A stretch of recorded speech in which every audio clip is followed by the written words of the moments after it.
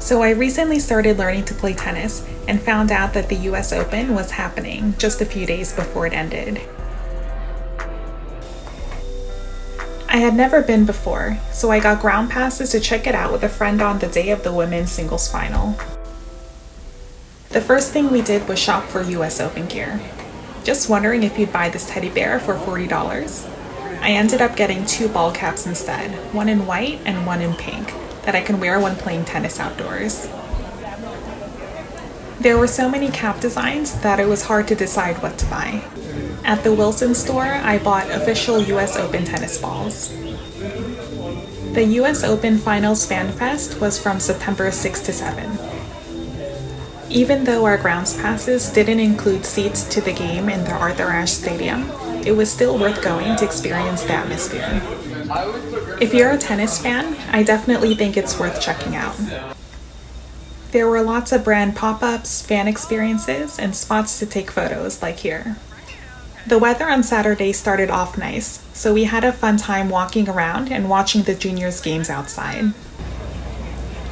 There were lots of dining options. This year, Cocodoc went viral for selling a $100 box of 6 chicken nuggets topped with caviar. And Van Leeuwen sold an exclusive flavor called Honeycomb Fudge Slam for this year's US Open. The doors opened at 11 a.m. for Finals Fan Fest. And my friend and I were glad we arrived early because we got to enjoy the activities before it got unbearably crowded. The most viral cocktail of the US Open is the iconic Honey Deuce. It's made with Grey Goose vodka, lemonade, and raspberry liqueur. This Honey Deuce hat has the official recipe of the Honey Deuce cocktail. Ooh, very cute. The Honey Deuce cost $23, and the US Open reportedly made nearly $17 million in revenue from selling over 700,000 cocktails.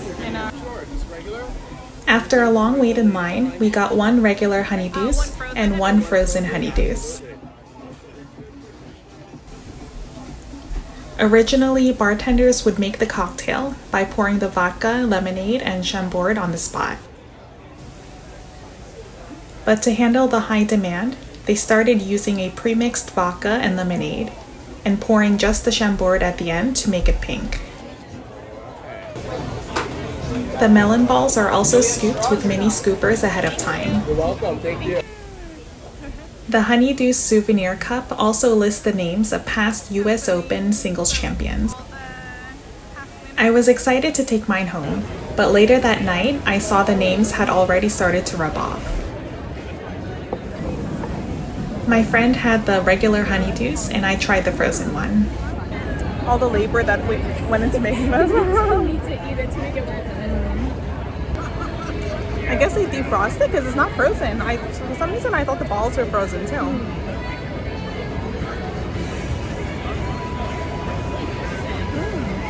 It's really good. No, it really is. It's really refreshing. Good thing we tried the Honey Deuce early because later they ran out of the souvenir cups and used regular plastic cups instead. Yeah. With the grounds pass, you can't enter Arthur Ashe Stadium, but you can watch the live broadcast inside Louis Armstrong Stadium. There's no assigned seating and it's like a watch party inside. We took photos at the Tiffany & Co. pop-up experience. We were wondering what these jumbo Wilson tennis balls were for. I guess we can take photos with it.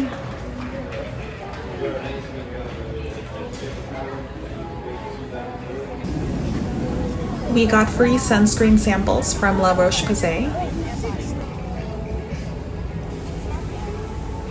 We also read about the legacies of the top singles champions here at the US Court of Champions Wall.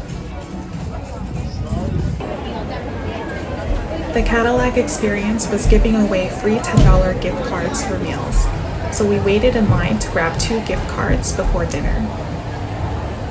It was around this time that the grounds started to get super crowded.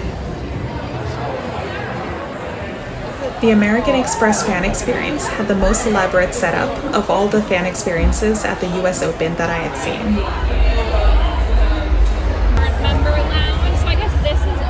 Open. Yeah. That makes sense. We got into a really long line to get free custom tennis balls. Even if you don't have an Amex card, you can do this activity with a free digital guest pass they give you. You can put up to 3 letters. Is that okay? That's confirmed. That's how it's gonna look. Yes, that looks good. My friend and I got matching designs with our initials. There was another long wait as our tennis balls were stamped by hand. So we took a much needed break until they called our names. Oh, so cute! US Open 2025.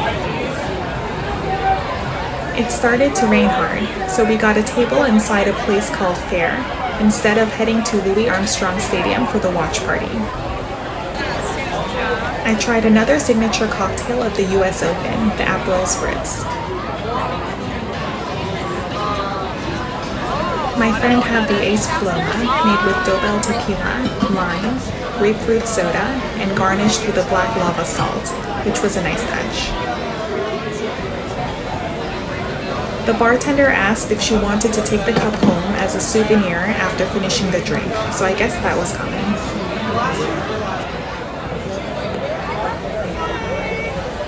We met just a few weeks ago in tennis class, and I wouldn't have guessed that we would be checking out the US Open together. Thank you, perfect.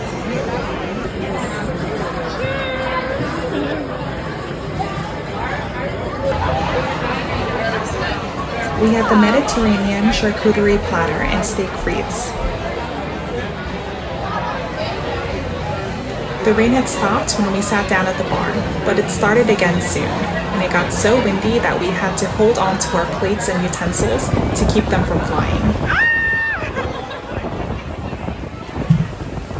The Arthur Ashe Stadium has a retractable roof, so the women's singles final wasn't affected.